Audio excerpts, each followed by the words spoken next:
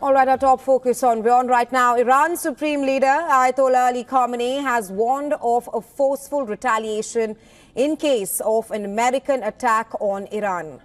Khamenei said that the United States has threatened to do mischief, and if they carry out an attack, they will receive a strong counterattack from Iran.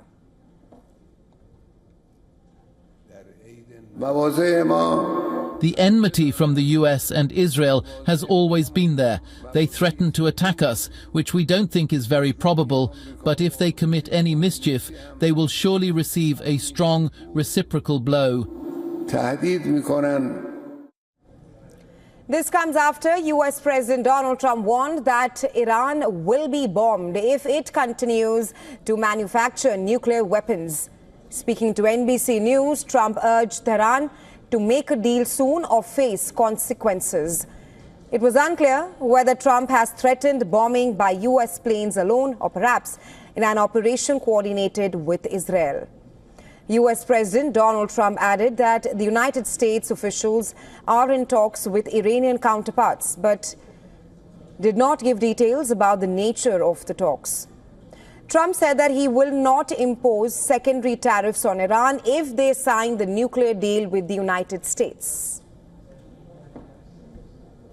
We're going to make a decision on secondary tariffs on Iran based on whether or not they're going to make a deal. If they're going to make a deal, then we're never going to put secondary tariffs on. We're going to hope they have a great, long, and successful life as a country. But we'll see what happens. Very, very interesting. I can't imagine them doing anything else but making a deal. I would prefer a deal to the other alternative, which I think everybody in this plane knows what that is. And that's not going to be pretty, and I do not prefer that. Trump's comments came after Iranian President Masoud Pezeshkian said that Tehran has rejected direct talks with the US, but is always open for indirect talks. The response by the Supreme Leader to Donald Trump's letter was delivered to the U.S. contact in Oman by our brother, Dr. Abbas Araghchi. In that response, direct negotiations have been rejected, but regarding indirect talks, Iran has always been involved in such talks, and the Supreme Leader has emphasized that indirect talks can still continue. According to Tehran Times, Iran's armed forces have readied missiles with the capability to strike US-related positions amid ongoing threats of military action from the US president. According to the Tehran Times report, a major number of these launch-ready missiles are located in underground facilities scattered across the country, designed to withstand airstrikes.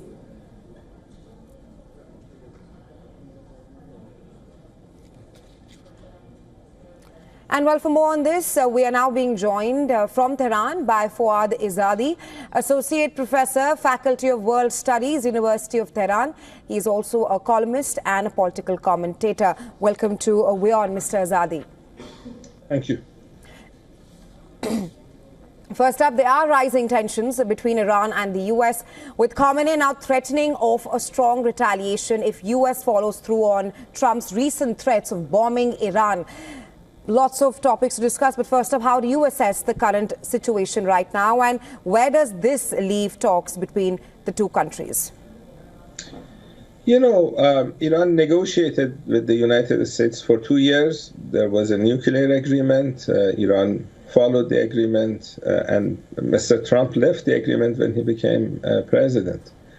So the experience of negotiating with the United States is not good, because they don't follow through with the commitments that they sign. Iran is giving the other side another chance. If they are worried about Iran's nuclear program, the best thing they can do is return to the nuclear agreement, because under the agreement, Iran's nuclear program was limited extensively in terms of amount of enriched uranium, in terms of the number of centrifuges, and in terms of very extensive inspections. The U.S. intelligence community last week had this threat assessment And even the U.S. intelligence community said in that report that Iran does not have a nuclear program, weaponized nuclear program. And the report said that the country's leader has not decided to go nuclear with Iran's program. So I think the rhetoric that you're hearing from Washington is basically demanding Iran to submit to the will of the United States, not only on its nuclear program, but on other issues. They really don't like the type of government that Iran has, and they like to sanction Iran to change Iran's government. And they need to find excuses, and the nuclear program is one excuse. As you are showing on your screen, Iran is fully capable of defending itself. So I hope Mr. Trump does not make the mistake of attacking Iran, because that will result in many American soldiers dead.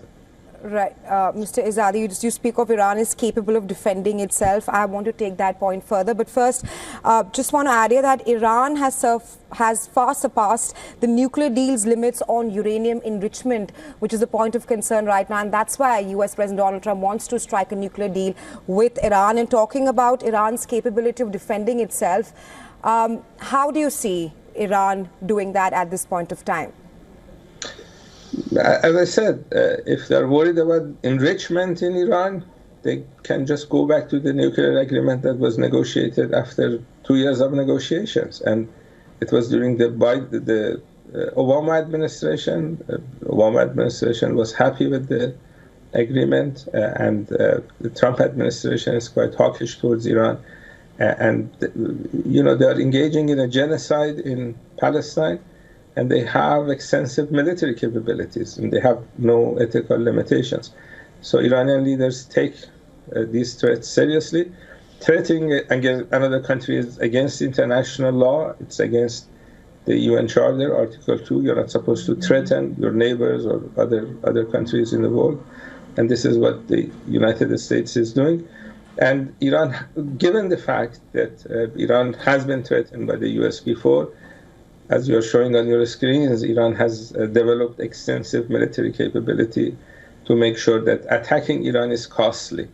And that's what you're going to see. And the hope is that the military leaders in Washington would do a briefing for President Trump, make sure that he realizes that attacking Iran is going to be a big mistake.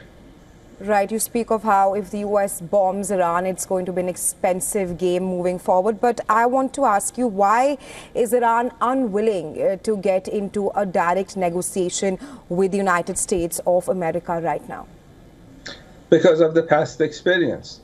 And, you know, indirect negotiations are something common. As we speak, Russians and Ukrainians are negotiating indirectly. The United States is mediating between the two countries.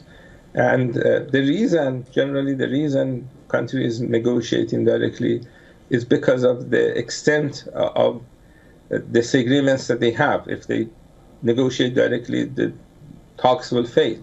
So what they do is that they find some intermediates, they negotiate through that intermediate, and generally that works better if there are serious problems. And this is what Ukraine and Russia are doing as we speak.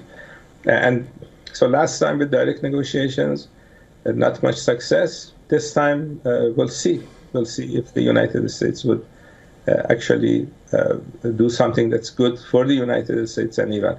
Iranians don't like to see American soldiers die in this part of the world. All right, Mr. Zadi, thank you so much for joining us on WION and sharing your insights with us. Thank you.